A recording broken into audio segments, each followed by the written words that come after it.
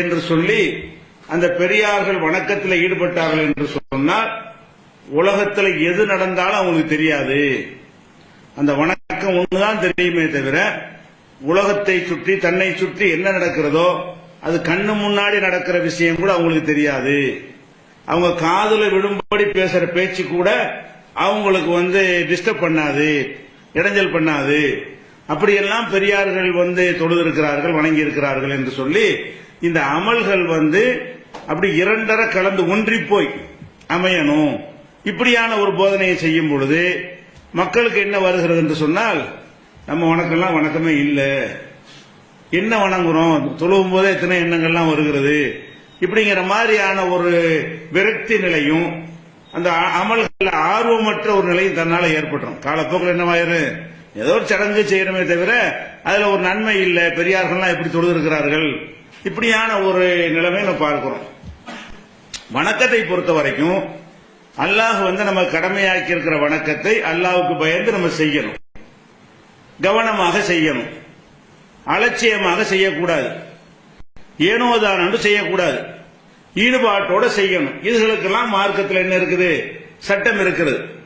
முனாபிக்குகள் தொழும் பொழுது இதா காமு இல சலாத்தி காமு குசாலா. முனாபிக்குகள் அன்னைக்கு பள்ளியாசலுக்கு வந்தாங்க. நபிகள் நாயகம் ஸல்லல்லாஹு அலைஹி வஸல்லம் காலத்துல முஸ்லிமாக இல்லாமல் முஸ்லிமாக நடித்துக் கொண்டிருந்தவங்களுக்கு பேர் முனாபிக்கு. முஸ்லிமா இருக்க மாட்டாங்க. நபிகள் நாயகத்துடைய கை ஓங்கின உடனே அந்த ஊர்ல நம்மள முஸ்லிம்கள் சொல்லிக் கொண்டோமே ஆனால் உதவிகள் கிடைக்கும், ஜக்காத் நிதி கிடைக்கும், முஸ்லிம்களுக்கு கிடைக்கிற அந்த அனுகூலங்கள் எல்லாம் அடையலாம் என்று சொல்லி ஒரு கூட்டத்தார் இருந்தார்கள். அது முனாஃபிக். அவங்க இஸ்லாமியர்கள் கிடையாது, ஆனா இஸ்லாமியர்களாக தங்களை சொல்லிக் கொண்டார்கள். அப்ப பள்ளியாசலுக்கு தொலை வருவார்கள், நோன்பு நோற்பதாக நோன்பு சொல்ல முடியாது, வீட்டில் போய் சாப்பிடுவாங்க, ஆனா நோன்பு நோற்பதாகவும் சொல்லிக் கொள்வார்கள். போர்க்களத்துக்கு கூட போவார்கள். ரசூல் ஸல்லல்லாஹு அலைஹி வஸல்லம் யுத்தத்துக்கு அழைத்தால் போர்க்களத்துக்கே கூட போவார்கள். கை ஓங்குற மாதிரி இருந்தால் என்ன செய்வாங்க, அந்த போர்க்களத்தில் நின்று கடைசியா தூரமா நின்று கொண்டு பங்கு வைக்கும் போது நாங்களும் தான் இருந்தோம் என்று வாங்கிக் கொள்வார்கள். கொஞ்சம் அவங்க கை ஓங்குற மாதிரி இருந்தால் இருக்கிற ஆட்களை மன உறுதியை குலைக்கிற மாதிரி, இதெல்லாம் நம்ம ஜெயிக்க முடியாது, அவங்க கை தான் ஓங்கும், இப்படிங்கிற மாதிரியான வேலைகள்லாம் செய்வார்கள். அப்ப இவங்க தொழுகைக்கு வந்து கொண்டிருந்தாங்களா, அவங்கள பத்தி எல்லாம் சொல்லும் என்ன செய்யறான்னு கேட்டா, இன்னல் முனாஃபிகீன யுஹாதியூன அல்லாஹ்,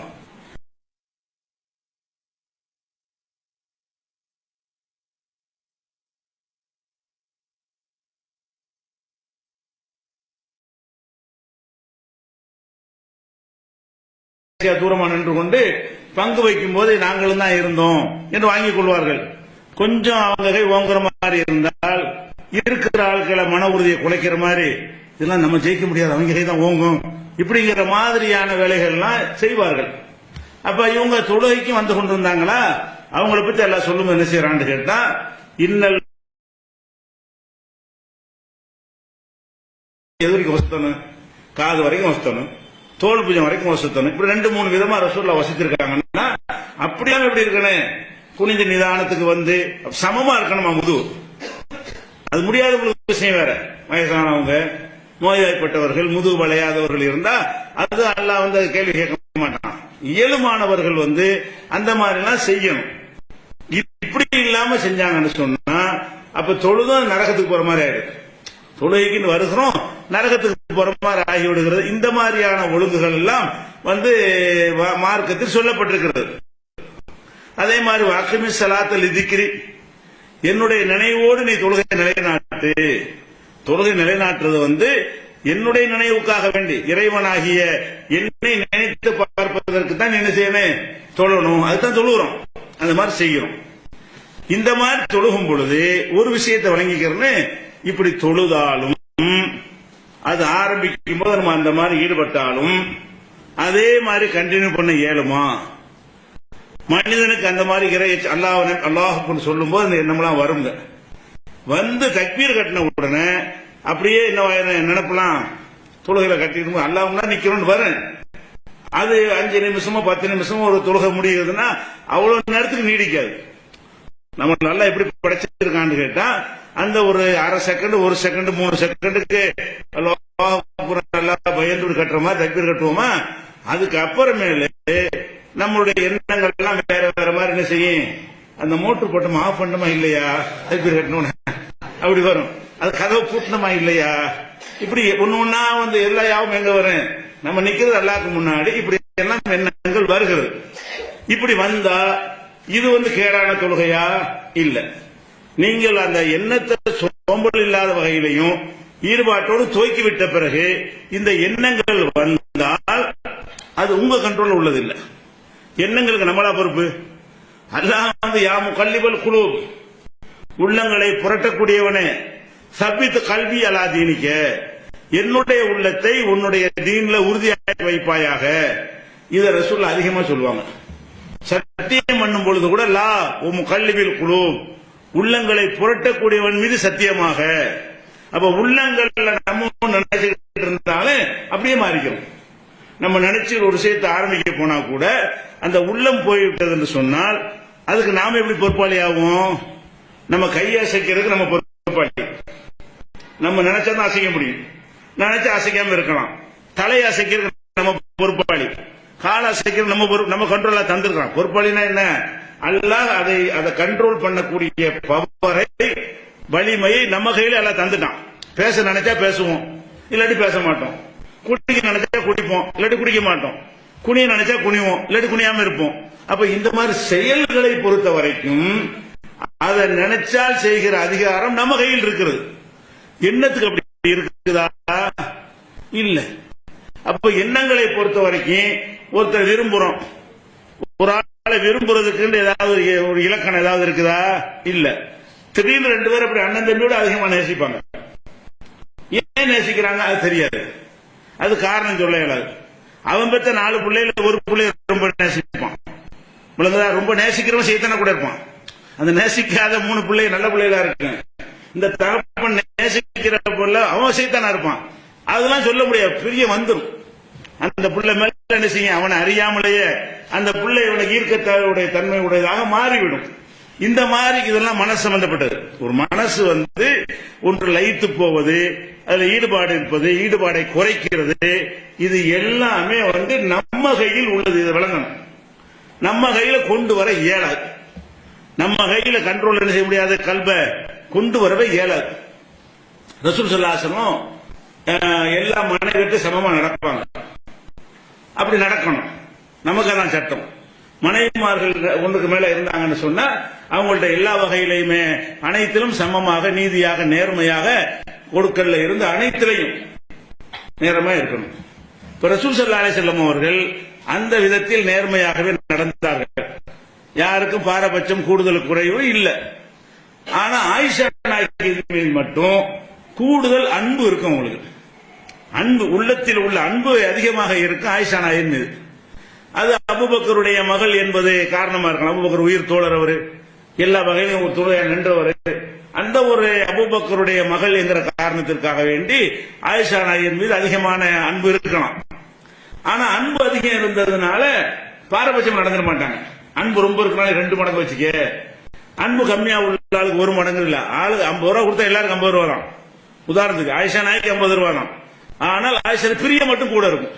இந்த மாதிரி ரசூலுல்லாஹ் இருக்கும் பொழுது அல்லாஹ்ட்ட துஆ செய்றாங்க, யா அல்லாஹ் என் அதிகாரத்தில் கொடுத்திருக்கிற அந்த பங்கீட்டில் நான் நேர்மையாக நடக்கிறேன். இந்த கொடுக்கிறதுக்குள்ள என் உள்ளது 25 ரூபா கொடுக்கிற இடத்துல ஒரு ஆள் 30 ரூபா கொடுத்தா அது நான் திமிரா செய்யறேன்னு அர்த்தம். எல்லாரும் 25 ரூபா கொடுத்தா அது எனக்கு ஏழும், அதில் நான் கரெக்டா நடந்து கொண்டிருக்கிறேன். ஆனால் கல்புல ஒரு ஆளை நான் கூட நேசிக்கிறேனே, அதுக்கு என்னை பிடிச்சிடாத, நான் காரணம் இல்ல, நீதான் காரணம்ட்டாங்க. அப்ப ஒரு ஆள் மேல அதிகமான நேசம் வறுமையானால் அந்த நேசத்தை போட்டது நீந்தானே. நாமள முயற்சி பண்ணி பிளான் பண்ணியா ஒரு ஆளை நேசிக்கிறோம் கிடையாது. அதுவா அல்லாஹ்வா என்ன செய்வான், அந்த பாசத்தை சிலர் மேல போடுவான், சிலர் மேல வெறுப்ப போடுவான். அந்த மாதிரி உள்ளதுக்கு சொல்றாங்க, கல்புல செய்யற விஷயத்துக்கு என்னை நீ பிடித்து விடாத, ஏனென்றால் உள்ளங்கள் எல்லாம் உன் கையில இருக்குது அப்படின்னு துவா செய்வார்கள். அதே மாதிரி அல் கல்பு பைன இஸ்பைன் மின் அஸாபி ரஹ்மான், கல்பு இருக்க மனிதனுடைய நம்ம உள்ளங்கள் வந்து ரஹ்மானுடைய 2 விரலுக்கு இடையில இருக்கிறது.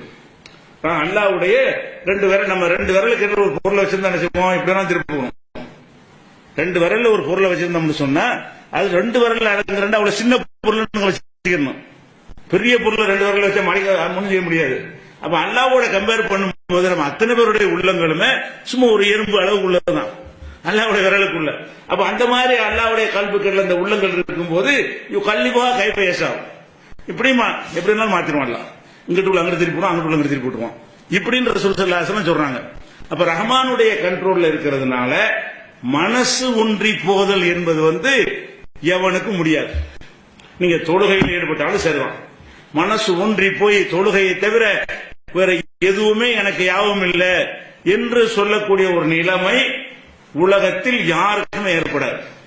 அப்படி சொல்வார்களே ஆனால் கண்டிப்பா அது திட்டமிட்ட பொய் தானே தவிர, அது கட்டுக்கதை தானே தவிர, அதற்கான பாவமும் தண்டனையும் அவர்கள் பெறுவார்களே தவிர அதில் கொஞ்சம் கூட உண்மை இல்லை.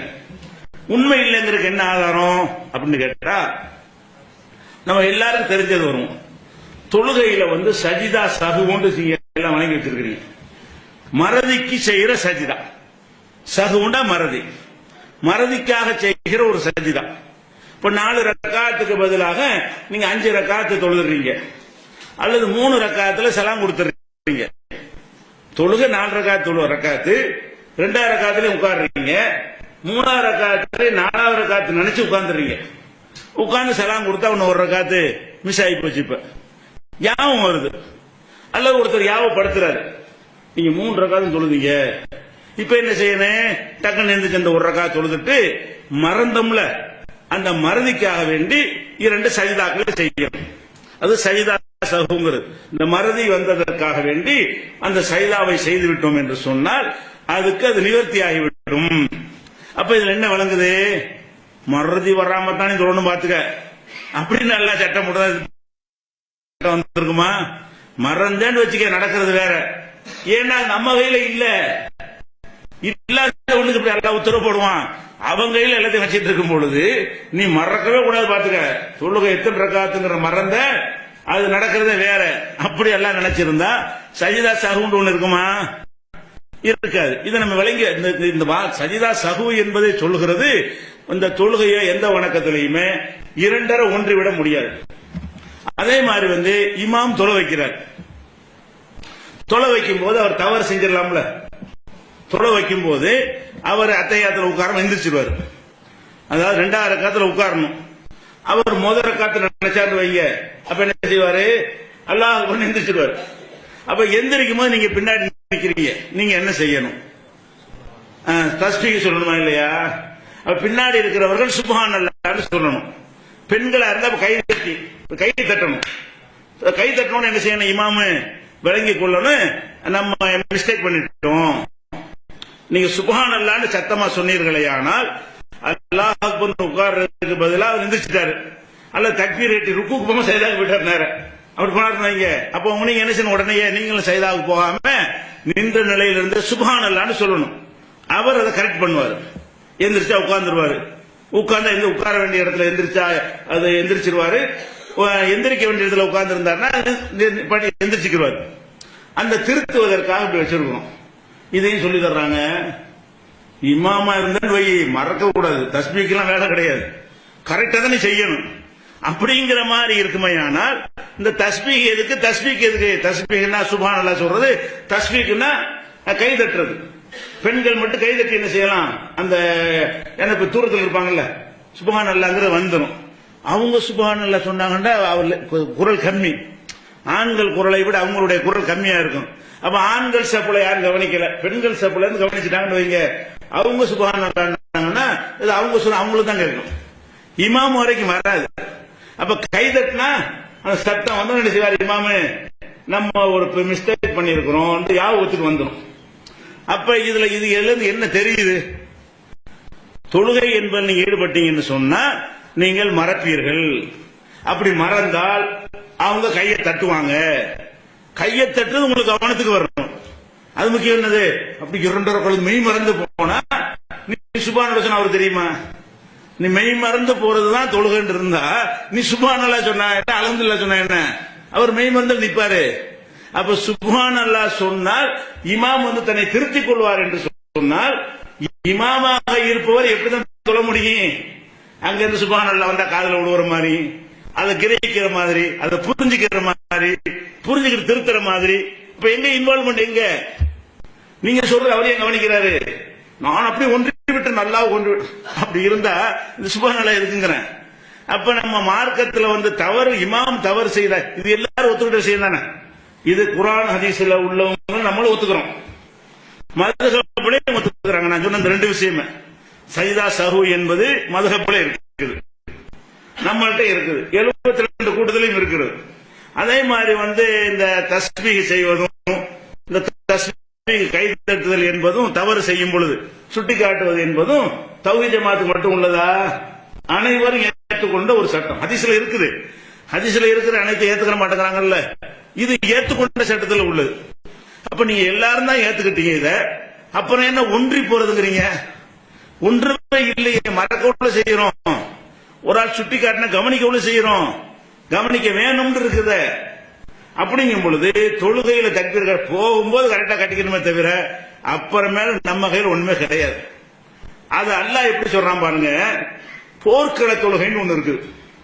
இதுல நிறைய இந்த தப்லீக் இந்த புஸ்தகத்துல என்ன எழுதியிருக்காங்கன்னு சொல்றதுக்கு முன்னாடி அவ்வளவு இருக்கு. இந்த இபாதத்துல ஒன்றி போனார்கள் எழுதி வச்சுக்கிறாங்களே, அவ்வளவுக்கு ரத்தம் கொதிக்கிற மாதிரி இருக்கு.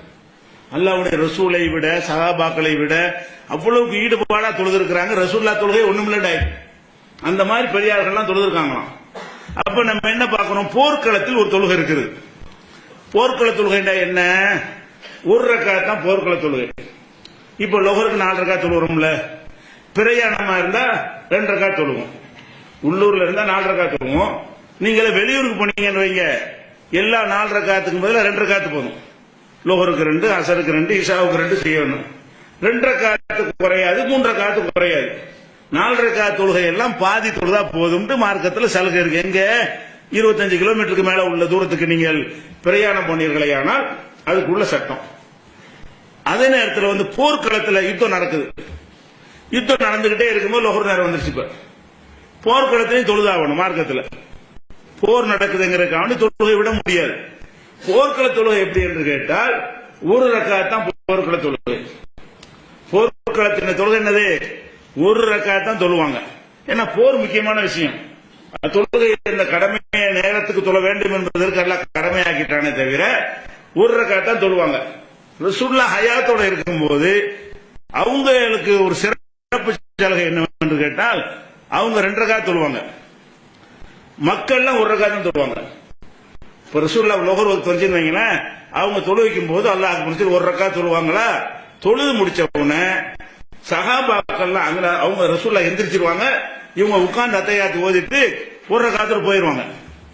இவங்க போன உடனே அடுத்த பாதி பேர் 2 பேரை பிரிச்சுக்கணும், அனைவரும் தொழுது அழிச்சிட்டு போயிருவாங்க. 2 பேர் 1000 பேர் இருந்தார்களே, ஆனால் 500 பேரை பிரிச்சு கொண்டு ஒரு ஜமாத் நடத்தணும், அவங்க போர்ல நிக்கணும். இவங்க போன பிறகு அவங்க வந்து சேர்ந்துக்கணும். அப்ப 1 ரக்காத்துல சலாம் கொடுத்து போன பிறகு அந்த சஹாபாக்கள் வந்து ரசூலுல்லாஹ் ஃபாலோ பண்ணிக்கிறாங்க. இன்னொரு அவங்க 1 ரக்காத் தான். அப்ப இமாமாக இருக்கிற ரசூலுல்லாஹ்வுக்கு மட்டும் 2 ரக்காத் வரும், மக்களுக்கு போர் வீரர்களுக்கு 1 ரக்காத் வரும். இது ரசூலுல்லாஹ் இருக்கும்போது உள்ள சட்டம். ரசூலுல்லாஹ் இல்லாத காலம் ரசூலுல்லாஹ்வை பின்பற்றின அந்த பாக்கியம் அனைவருக்கும் கிடைக்கணுங்கிறதுக்காக வேண்டி அவங்கள 2 ரக்காத் தாயிபத்து நுஹ்ரா, இன்னொரு சாரார் 2 பிரிஞ்சிருப்பாங்கல்ல, அந்த சாரார் வரட்டும், தொழாத சாரார் சொல்லி சொல்லும் ஆக்க அவர்கள் உங்களோடு தொழவிட்டும். வல்யஹுது ஹித்ரஹும் வஸ்லியத்தஹும், ஆயுதங்களையும் அந்த முன் எச்சரிக்கையும் கையில் எடுத்துக் கொள்ளட்டும். கவனமா இருக்கணும். தொழும் போது அங்க பார்க்கணும், இங்க பார்க்கணும், சாதாரணமா பார்க்க கூடாது. போர்க்களத்தில் என்ன செய்யணும்னா தொழுகன்னு, ஆனா என்ன செய்யணும், கண்ணெல்லாம் எதிரி வர்றானா இப்படித்தான் இருக்கணும். அப்ப கவனத்தையும் வச்சுக்கிறங்க, ஆயுதத்தையும் கையில வச்சுக்கிறங்கிறான். அப்ப தொழுகையில 2 அப்படியும் அப்படி கலந்து தன்னையே மறந்துடுறது என்று இருந்தா இப்படி ஒண்ணு இருக்குமா? 4வது அத்தியாயத்தில் 102வது வசனத்தை படிச்சு பாருங்க. நான் சொன்ன விஷயங்கள் அப்படி இருக்கிறது. அப்ப போர்க்கள தொழுகை என்று சொல்லும் பொழுது ஆயுதங்களை வைத்துக்கொள், எதிரி எப்ப வேண்டாலும் அப்படி எல்லாம் சொல்றான். நீங்கள் வந்து வத்தல்லதீன கஃபரு, நிராகரிப்பவர்கள் விரும்புகிறார்கள், லவ் தகஃபுலூன அன் அஸ்லிஹத்திக்கும், உங்கள் ஆயுதங்கள்ல நீங்கள் கவன குறைவாக இருப்பீர்கள் என்று விரும்புகிறார்கள். எமீலூன் அலைக்கும் மைலத்தன் வாஹிதா, ஒரேடியா வந்து அட்டாக் பண்ணலாம் என்று காத்திருக்கிறார்கள். எப்படா இவங்க தக்பீர் கட்டுவாங்க, தொழுகண்டா ஒன்றி போயிருவாங்க, போட்டு தாக்கிடலாம்னு ஒரு நினைச்சிட்டு இருக்கிறாங்க. நீ ஒன்றி போவாத, நீ என்ன செய்யணும், கவனமாயிரு, எதிரி வருவான் என்று கவனமாயிருந்து இவ்வளவு விவரமா எல்லாம் சொல்றான். அப்ப படைச்ச இறைவன் சொல்லுகிறான், போர்க்களத்துல தொழுகையிலையும் போர் தான் செய்யற பார்த்தா, தொழுகிறோமே தவிர ஒரு கிராத்து அது போது தஸ்பீ போதுறமே தவிர கவனமெல்லாம் எங்க இருக்குது, கவனமெல்லாம் போற ஆயுதத்திலே கவனமா இருந்தா என்ன அர்த்தம்?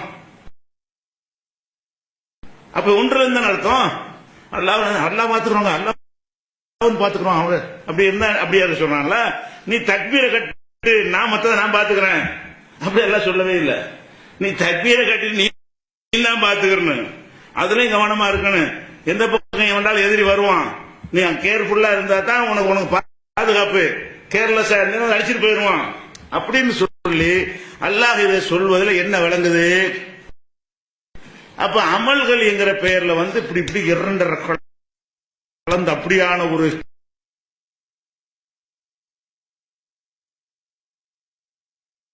அடையணுங்கிறாங்களே, அது கிடையாது. இன்னும் சொல்ல போனா இது ஒரு வகையாச்சா. இப்ப நம்ம பிரயாணத்தில் போறோம், போயிட்டு இருக்கும் பொழுது எதிரிகள் பயம் இருக்குன்றவங்க வாய்ப்பா இருக்கும், எதிரிகள் வந்து அட்டாக் பண்ணிடுவான். அப்ப நிக்கிற ஆட்களை தான் எதிரி கவனிப்பான். சும்மா நிக்கிறாங்க, தங்குறாங்க, உட்கார்ந்து இருக்கிறாங்கன்னு சொன்னா அப்ப வந்து நம்ம தாக்கிட்டு போயிடலாம் நினைக்குவோம். அந்த மாதிரி நீங்கள் அச்சப்பட்ட நிலையில் இருந்தீர்களே ஆனால் அப்ப நீங்க எப்படி தொழணும் எல்லாம் சொல்றான். அவருக்கு பானன் நடந்துகிட்டு தொழுவுங்க. தொழுவுறீங்கல்ல, எதிரி வந்து தாக்கிடுவாங்கிறீங்களா, நீங்க சாதாரணமா தான் இருக்குன்னு அவனை காட்டுங்க. இப்படி இரண்டு தொழுது காட்டிப்படாதீங்க. நம்ம என்ன செய்யணும், அல்லாஹ் அக்பர் இப்படி போயிட்டே இருக்கணும். அவன் என்ன செய்வான், அடிச்சு போயிட்டே இருக்காரா, திருப்பி அடிச்சிருவாரா அப்படின்னு காட்டிக்கிறங்க. அல்லாஹ் நீங்கள் தொழுவும் பொழுது அச்சமாக இருக்குமே ஆனால் நடந்தே தொழுங்கள். அவருக்கு பானன் வாகனத்தில் ஏறி போயிட்டே இருங்க, தொழுங்க. குதிரையில உட்கார்ந்துக்கிறங்க, அவன் நினைச்சுக்கிட்டு இருப்பான் குதிரையில போயிட்டு இருக்காரு, அடிக்கிறதுக்கு போயிட்டு இருக்காரு, நீ தொழுதுகிட்டு இருப்ப. அப்ப அந்த மாதிரி தொழுவுங்க. இது 2வது அத்தியாயத்தில் 239வது வசனத்தில் எல்லாம் சொல்லி காட்டுறோம். அப்ப இது என்ன காட்டுது, நடந்துகிட்டே தொழுவுறது எதை காட்டுது, இரண்டரை கலக்கலன்னு காட்டுது, ஒன்றி போகலன்னு காட்டுது. ஒன்றி போன நடந்து போகும்போது எத்தனை கல் இருக்கும், முள்ளு இருக்கும், அனைத்தையும் பார்க்கணும்னு காட்டுது. நடந்து போனாலே என்ன அர்த்தம், நடக்க முடியும். நடந்து போனீங்கன்னா பாதையில உள்ள மேடு பண்ணும் எல்லாத்தையும் பார்ப்போம், பாம்பு பதவி எல்லாத்தையும் பார்ப்போம். அனைத்தையும் பார்த்து கொண்டு அது நம்மளை தாக்கி விடாமல், அதுல அந்த கேடு நமக்கு வந்து விடாமல் கவனமாகத்தானே போய்கொண்டிருப்போம். அப்ப எங்க முழுசா தொழுகையில ஒன்றுறோம், தொழுதுகிட்டு நடந்துகிட்டு தொழுகிறமே தவிர தொழுகை இல்லாதவன் எப்படி அந்த விஷயத்தை பாதையை கடந்து செல்வான், அப்படித்தானே கடந்து போவோம். அப்ப இதெல்லாம் வந்து படிச்சு இருந்தால் இப்படி சொல்லுவாங்களா, பெரியார்கள் அப்படி தொழுதாங்க இப்படி தொழுதாங்கன்னு. இன்னொன்னு பாருங்க, ரசூல் ஸல்லல்லாஹு அலைஹி வஸல்லமுடைய அவங்கள்ட்ட பாடம் படித்த சஹாபாக்கள் எப்படி எல்லாம் அந்த விஷயத்தில் நடந்திருக்கிறாங்க. நபிகள் நாயகம் ஸல்லல்லாஹு அலைஹி வஸல்லம் அவர்கள் எந்த மாதிரி எல்லாம் தொழுகையில் இருந்து கொண்டு, அவங்க தானே ஒன்றி போறதா இருந்தா முதலிடம். ஒன்றி போவது என்று மார்க்கத்தில் இருக்குமே ஆனால் முழுசா ஒன்றி போறதுக்கான தகுதி அல்லாஹ்வுடைய ரசூலுக்கு இருக்கிறது. அது அடுத்த தகுதி அவங்கள்ட்ட பாடம் படித்த சஹாபாக்களுக்கு, தோழர்களுக்கு, அவங்கள்ட்ட ட்ரைனிங் கொடுத்த தோழர்களுக்கு இருக்கணும். அந்த தோழர்கள் ரசூலுல்லாஹ் காலத்துல எந்த மாதிரி தொழுதாங்க, எந்த மாதிரி ஈடுபாடு தொழுதாங்க, ரசூல் ஸல்லல்லாஹு அலைஹி வஸல்லம் எந்த மாதிரி தொழுதாங்க என்பதெல்லாம் ஹதீஸ் நூல்கள்ல பதிவு செய்யப்பட்டு பாதுகாக்கப்பட்டு இருக்கிறது. ஒரு அபூ புர்தா அல் அஸ்லமி அப்படின்னு ஒரு சஹாபி, அவர் ஒரு குதிரையில ஏறி வர்றாரு. வந்து என்ன செய்யறாருன்னா குதிரையை நிப்பாட்டி போட்டு தொழ ஆரம்பிக்கிறார். ஒரு இடையில ஒரு திறந்த வழி இல்ல. அப்புறம் தொழுதுகிட்டு இருக்கும்போது என்ன ஆச்சுன்னா குதிரை ஓட ஆரம்பிச்சிருச்சு. லேசா கட்டிக்கிட்டு வச்சிருப்பாரு, முழக்காம கட்டி தான் வச்சிருப்பாரு. இருந்தாலும் உருவிக்கிட்டு செஞ்சு குதிரை தக்பீர் கட்டிட்டாரா, தொழ ஆரம்பிச்சுட்டாரா, ஓடுது. தொழுகை விட்டுட்டு விரட்டாரு. தொழுதுகிட்டு இருந்த ஒரு தொழுகையை விட்டு விரட்டிட்டு போயிட்டு செய்யறாரு, குதிரைக்கு பின்னாடியே ஓடுறாரு. ஓடிட்டு புடிச்சிட்டு வந்துடுறாரு. புடிச்சிட்டு வந்து மரம் கட்டி போட்டு மறுபடி தொழ ஆரம்பிக்கிறாரு. அப்போ கொஞ்சம் அங்க ஒரு ஆளு, இந்த சக்கரையா மூலம் ஒரு ஆள் இருந்திருப்பார் போல இருக்கு, இந்த புத்தகம் எழுதினார்ல, அவர் என்ன செய்யறாரு, தொழுகையா, இந்த கிழவனை பாரு, இந்த கிழவன் தொழுகிற தொழுது போட்டு குதிரைக்காக வேண்டி தொழுகை விட்டு ஓடுறான் பாரு அப்படின்னு பேசுறாரு. உந்துரையிலா ஹாத ஷேக், இந்த கிழவரை பாருங்கள், தரக்க சலாத்தகு, தொழுகை விட்டு விட்டார், மின் அஜலி பரிசு, அவருடைய குதிரையின் காரணமாக அவர் தொழுகை விட்டுட்டாரு, குதிரைக்கு போனா போயிட்டு போத அதுக்காக தொழுகை விடுறதா அப்படின்னு ஒருத்தர் பேசிடுறாரு. அப்ப இவர் காதல விழுந்துருச்சு. இவர் என்ன செய்யறாரு, அவர் சொல்றாரு, இந்த என் வீடு ரொம்ப தூரத்தில் இருக்கிறது, நான் பாடி தொழுகைன்னு வை, குதிரை எங்கேயோ போய் காணா போச்சுன்னு சொன்னா நான் போய் வீட்டுக்கு போய் சேர முடியாது, ராத்திரில எனக்கு வீட்டுக்கு போய் சேர முடியாது, நான் வீட்டுக்கு ராத்திரிக்கு போய் சேர்ந்து ஆக வேண்டிய நிலையில் நான் இருக்கிறேன். தூரம் தொழில் தனியாக என்னுடைய மனைவி மாத்திரம் இருப்பாரு. நான் பாட்டுக்கு இங்க குதிரை போனா போயிட்டு போய் நின்றேன்னு சொன்னா உனக்கு வாகனம் இருக்கணும் சேர்ந்துருவேன், எனக்கு ஒண்ணும் இல்லை, நடந்து போய் சேர்ற அளவுக்கு வெகு தூரத்தில் இருக்கிறது. அதனால நான் அந்த குதிரையை பிடிச்சாதான் நான் கரெக்டான நேரத்துக்கு வீடு போய் சேர முடியும் இருட்டுறதுக்குள்ள. அது போக நபிகள் நாயகம் ஸல்லல்லாஹு அலைஹி வஸல்லம் அவர்கள் இது மாதிரியான நேரங்கள்ல எங்களுக்கு எளிமையான வழியைத்தான் கற்று தந்திருக்கிறார்கள். நீ சொல்ற மாதிரியான அந்த முத்தி போற பக்தி இருக்குல்ல, அதை எங்களுக்கு கற்று தரவில்லை அப்படின்னு ஒரு அறிவுரை சொல்றாரு. ஒண்ணு அறிவு ரீதியான காரணம், குதிரையை விட்டு நாம போய் நடந்து போய் எனக்கு சேர முடியாது, அந்த குதிரை இருந்தா தான் வீட்டுக்கு போய் சேர முடியும், எனக்கு அவசியம். உங்க பைக்கை திருட்டான்னு வைங்களேன், வீட்டுக்கு வரணும் எப்படி வருவீங்க, 40 கிலோமீட்டர் போன பிறகு பைக் அளவன் போயிட்டாங்க, இந்த மாதிரி ஊர்கள்லாம் ஒண்ணுமே இல்லை, அப்ப நீங்க எப்படி திரும்பி வர முடியும்? இப்போ காசு இருக்கு, பஸ் இருக்கு, எல்லாம் இருக்கு, அந்த காலத்துல ஒண்ணுமே கிடையாது. அப்ப அங்க இருந்து சேர முடியாத ஒரு நிலைமை எல்லாம் ஏற்பட்டு போயிருங்கிற வகையில அவர் திங்க் பண்றாரு, நம்ம தொழுகைன்னு சொல்லி மூழ்கிட்டோம்னா வீட்டுக்கு போய் சேரணும், குடும்பத்தை பாதுகாக்கணும், அவங்களுக்கு செய்ய வேண்டியதை நம்ம செய்யணும், இப்ப நம்மளும் போய் சேஃப்டியா போய் அப்படின்லாம் கணக்கு பண்ணி ஓடி போய் குதிரையை பிடிச்சிட்டு என்ன செய்யறாரு, ஒழுங்கா கட்டிப்பட்டு மர தொழுகிறார். இப்ப நம்ம என்ன புகாரில் 6127வது ஹதீஸ்ல இதை நீங்க பார்க்கலாம். இதுல நம்ம படிக்கிற விஷயம் என்ன, அப்ப குதிரையை திருடி கட்டிட்டு போனான்னு சொன்னா நம்ம அதை பாதுகாக்கணுமே தவிர, குதிரை தானே போயிட்டு போகுது, நம்ம தொழுகோடு செய்கிறோம், நம்ம இரண்டரை கலந்துருவோம் அப்படிங்கிற மாதிரி இருக்கிற ஒரு மார்க்கத்தை அல்லாஹ்வுடைய தூதர் கற்றுத் தரவில்லை. அவர் சொல்றாரு, எங்களுக்கு ரசூல் ஸல்லல்லாஹு அலைஹி வஸல்லம் அவர்கள் இந்த மாதிரி எளிய வழியைத்தான் கற்றுத் தந்தார்களே தவிர நீ சொல்லக்கூடிய கடின வழிமுறையை எங்களுக்கு கற்றுத்தரவில்லை, மார்க்கத்தின் பேரால் கொடூரமான வழிமுறை கற்றுத்தரலன்னு சொல்றாரு. இதுல இருந்து என்ன விளங்குது, நபிகள் நாயகம் உண்டாக்கின உம்மத்துல அழகா கிளாஸ் நடத்திருக்காங்க. தொழுவுங்க, தீ பிடிச்சா போய் அமத்துங்க, களவாண்டு பண்ண புடிங்க, பாம்பு அடிச்சு கொள்ளுங்க, அதனால தொழுவும் செய்யுங்க. அப்ப தொழுவுறவனுக்கு பாம்பு வருதான்னு தெரியணும், பள்ளி வருதான்னு தெரியணும், எதிரி வர்றான்னு தெரியணும், எவனா களவாண்டு போறான்னு தெரியணும். தொழுகிட்டு இருக்கிற செருப்புத்திட்டு ஓடுறான், போய் புடிச்சிட்டு அடிச்சு பிடிச்சால காப்பத்தை தொழுவுங்க. செருப்புக்காக தொழுகை விடுவதா, விடணும். செருப்பா இருந்தாலும் என்ன செய்யணும், அப்ப நம்ம செருப்பை தூக்கிட்டு போறான்னு சொன்னா அப்ப போய் எடுத்தானே நம்ம செருப்பு உள்ளது, அப்புறம் தொழுதுக்குருவோம். அப்ப உங்க இறைவனுடைய தூதர் அந்த வழியை காட்டி இருக்கும் பொழுது இவன் மற்றவனுக்கு நம்ம ஏன் பார்க்கணும், அல்லாஹ்வுடைய ரசூல் தான் அந்த வழியை காட்டுறாங்க. அப்ப இதை ஒன்று பார்க்கிறோம். அப்ப நபிகள் நாயகம் ஸல்லல்லாஹு அலைஹி வஸல்லம் காலத்துல தொழுகைக்கு பெண்கள்லாம் வந்தாங்க. அது நம்ம காலத்துல கூட கொஞ்சம் பிரிச்சிடறோம், கீழே பெண்கள் மேல ஆண்கள் அது மாதிரியான பிரிச்சிடறோம். அப்ப மாடியில் அங்க கிடையாது தானே, ஒரே ஓப்பன் பிளஸா இருக்கும். மாடியில பெண்கள் கீழே ஆண்கள்லாம் பிரிக்க முடியாது, இப்படி இருப்பாங்க, பாதி பாதி ஆண்கள் இருப்பாங்க, பின்னாடி பாதியில் பெண்கள் இருப்பாங்க. திரையும் போடப்படாது, திரை போட்டு மறைக்க மாட்டாங்க. அப்ப அந்த மாதிரி தொழுகை நடக்கும் பொழுது அன்றைய சகாபாக்கள் வறுமையில் இருந்தாங்களா, ஆரம்ப காலத்துல ரொம்ப வறுமை, யாருக்குமே ஒரு போதுமான ஆடை இருக்காது. ஒரு போர்வையை தூக்கி கட்டிக்கிடுவாங்க. ஒரு போர்வை கட்டினாங்கன்னா அது ஒரு தொடை அளவுக்கு தான் மறைக்கும். அந்த போர்வை தொடை அளவுக்கு மறைச்சா நிற்கும் போது ஓகே, சைலாவுக்கு போகும்போது தொடை அளவுக்கு ஒரு ஆடையை வச்சுக்கிட்டு போர்வையை போத்திக்கிட்டு ஒரு டவுசர் மாதிரி இருந்தா கூட பிரச்சனை இல்லை. சும்மா ஒரு போர்வை சுத்திக்கிட்டு நீங்க சைலா போனா என்ன ஆகும், அது பின்னாடி இருந்து பாக்குறவங்களுக்கு உங்களுடைய மறைவிடங்கள்லாம் தெரியும். பின் வரிசையில் இருக்கிறவங்களுக்கு நீங்க சஜிதாவில் இருக்கும் பொழுது பின் வரிசையில் உள்ளவர்கள் பார்த்தார்களே ஆனால் உங்களுக்கு மறைவிடங்கள்லாம் தெரியும். அப்ப ரசூலுல்லாஹ் என்ன செய்யறாங்கன்னு கேட்டா, எல்லாத்தையும் ஆடை இல்ல, இந்த மாதிரி ஆடை உள்ள காலமா இருந்தா இந்த மாதிரி ஆடை அணிஞ்சிட்டு வாங்கன்னு சொல்லியிருப்பாங்க. அதையே தீர்வா சொல்லியிருப்பாங்க. இல்ல அவளை குள்ளிக்கும் சௌபானி, என்ன எல்லாரும் 2 ஆடையை வச்சிருக்கோம், எல்லாம் ஒரு ஆடை வச்சிட்டு இருக்கோங்கிறாங்க. எல்லாத்தையும் இருக்க ஒரு போர்வை தான். அந்த போர்வை சுத்திட்டு என்ன செய்வோம், வெளியேயும் போவாங்க, தொழுகவும் செய்வாங்க, வீட்டுக்குள்ள இருந்த சின்ன துண்டை கட்டிக்கிடுவாங்க. இதுதான் அன்றைக்கு இருந்த ஒரு நிலைமைங்கிறதுனால அவங்கள்ட்ட ஆடை இல்லை.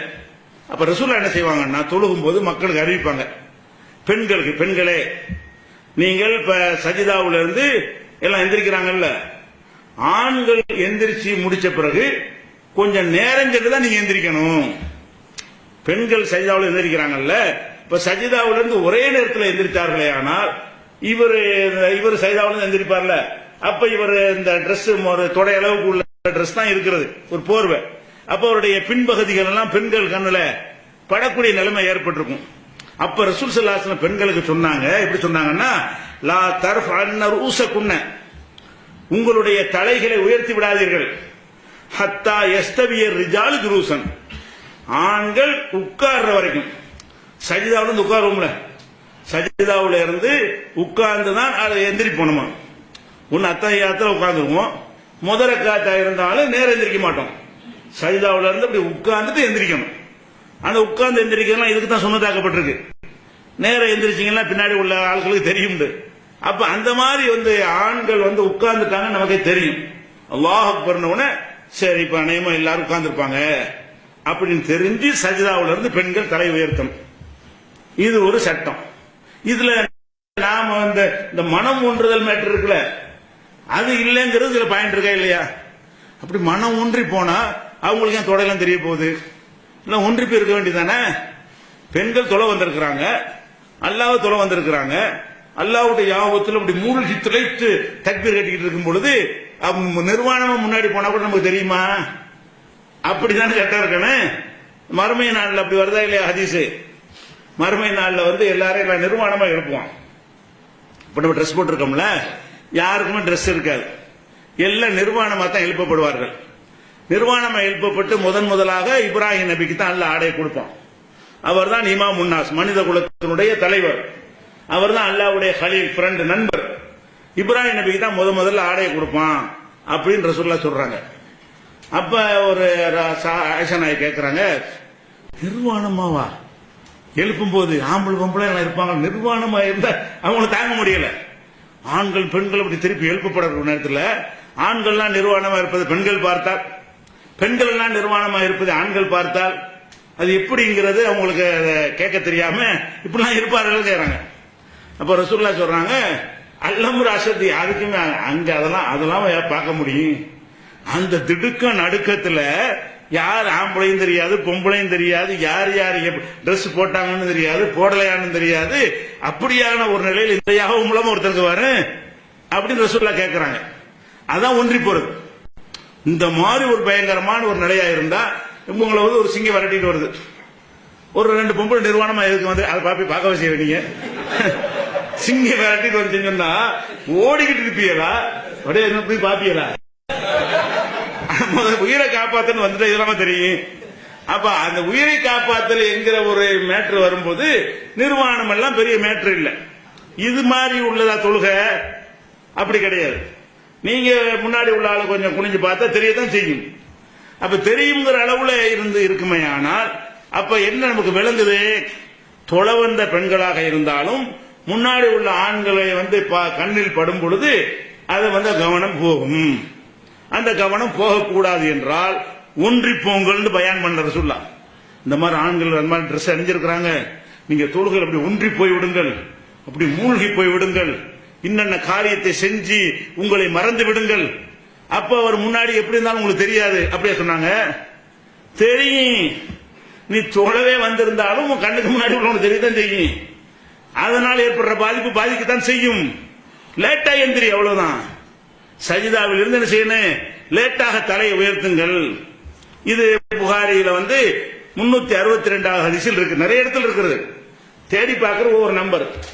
அப்ப இந்த தொழுகையில பெண்கள் கலந்து கொண்டார்களே, அவங்க இரண்டரை கலந்தாங்களா, ஒன்றியா போனாங்க, ஒன்றி போக முடிந்தால் அந்த வழியை ரசூலுல்லாஹ் சொல்லியிருப்பாங்களே. இப்பதான் ரொம்ப தேவை, இதுதான் சரியான நேரம். இந்த மாதிரி ட்ரெஸ் கம்மியா இருக்கிறாங்க, ஒருத்தர் பாத்திரக்கூடாது, அதனால நீங்க அப்படி மனம் ஒன்றி போயிருங்க, அதுக்கு இதான் வழிமுறை அப்படின்னு ரசூலுல்லாஹ் சொல்லி தந்திருந்தா இவங்க சொல்றதை ஏத்துக்கலாம். இந்த ஷேகுமார்கள், சூபியாக்கள், பெரியார்கள், தொழுகையில ஒன்றி போனவர்கள் எல்லாம் கதை விடுறாங்களே, இதெல்லாம் நம்ம எப்ப ஏத்துக்கலாம்? ரசூல் அந்த வழியை காட்டி தந்திருந்தா தான்.